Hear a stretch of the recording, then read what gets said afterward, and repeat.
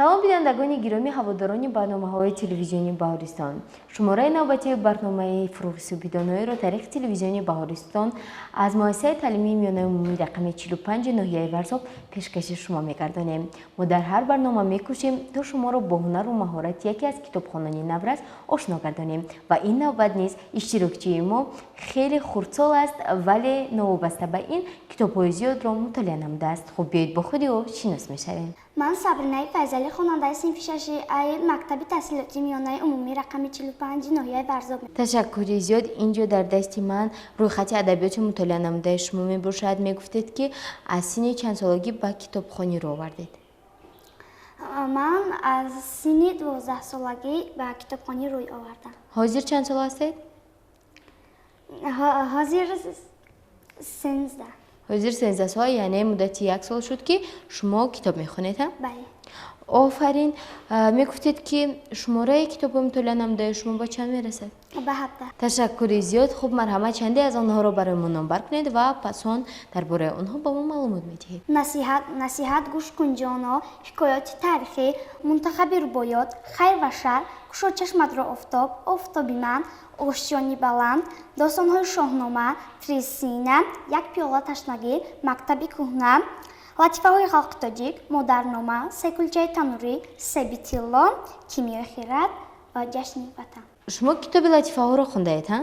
Бале. Кани ба мо як латифаи ниҳоят ҷолибро нақл кунед. Падар бо писар дар хона мезистанд ва ногоҳ дарашонро касе зад ва падар ба писар гуфт: писарам, рафта бин кани кӣ омадааст? Баъд писар ба падар гуфт. Баъд писар рафта дид. Баъд писар омада ба падар мегӯяд ки падар, қарздорҳо омаданд. Падар ба писар мегӯяд: хуб писарам, ман ҳозир ҷое рафта пинҳон мешавам ва ту рафта ба онҳо гӯй ки падарам дар хона нест. Ва писар вақте ки меравад дарро боз мекунад, мебинад ҳеҷ касе дар пушти дар интизор нест ва омада ва гарчанде ки падар аз пушти дар мегӯяд: писарам, дар пушти дар кӣ аст? Писарам, дар пушти дар кӣ аст? 3 маротиба ин гапро такрор мекунад ва писараш ҳеҷ ҷавобе намедиҳад. Баъд вақте ки писар ба пеши падар меояд, падар аз писар мепурсад: писарам, барои чӣ ман аз ту пурсидам ки кӣ аст? Ту ҷавоби маро надодӣ. Баъд гуфт: охир падарҷон, шумо дар хона нестед ку?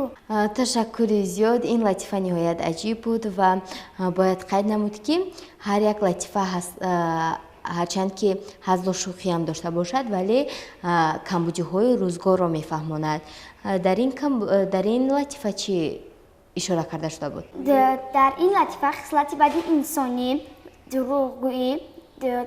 дурӯғгӯӣ оварда шуда буд. Яъне мо бояд дурӯғ нагӯем, ҳа? Хуб, ташаккури зиёд. Баъд аз латифа биёед як афсона нақл кунед.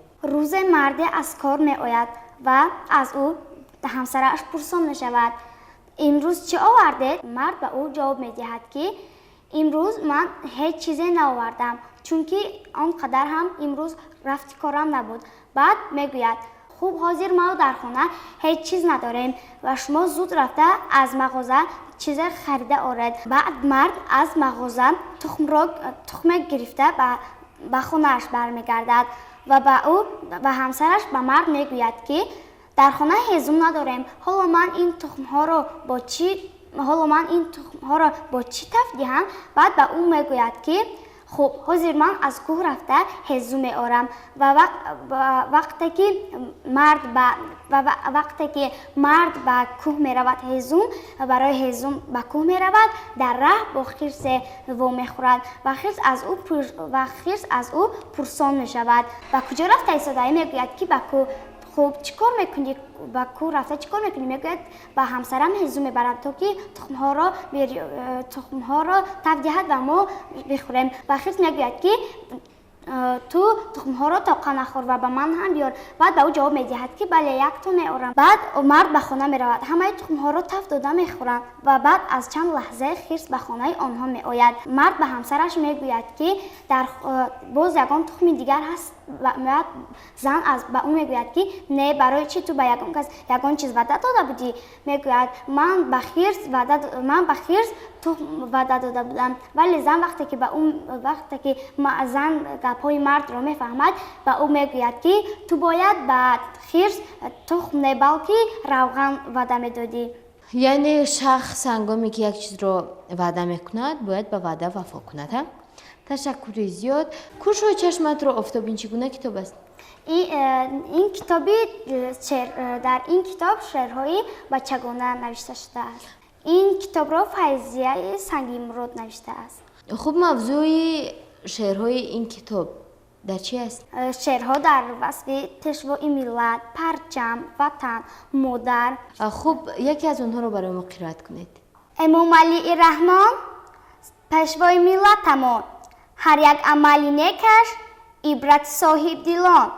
عاقل و کاردان است او، مرد قهرمان است او، به خلق ملت خویش بسا مهربان است او.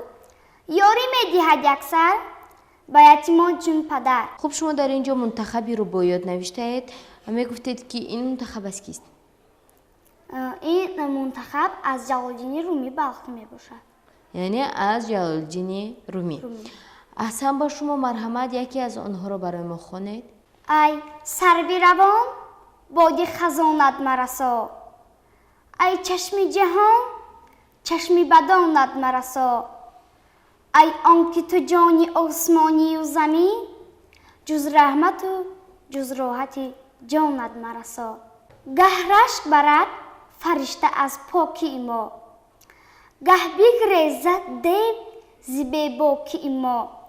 حمال حق است این چشم خاکی ما، احسن زهی چستی و چالاکی ما. خب اینجا مادرنامه نوشته شده است. مادرنامه کی؟ لایق شیرالی.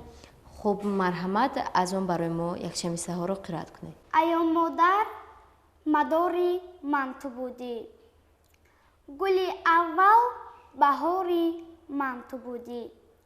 نخشکد چشمه ای شعر و سرودم، زیباس سرچشمداری من تو بودی. مادر شیری سفیدم دادی، دنیا با امید از تو امیدم دادی. تا بر سر من چی آید از بشکمی، تو بر سر گهواره نویدم دادی.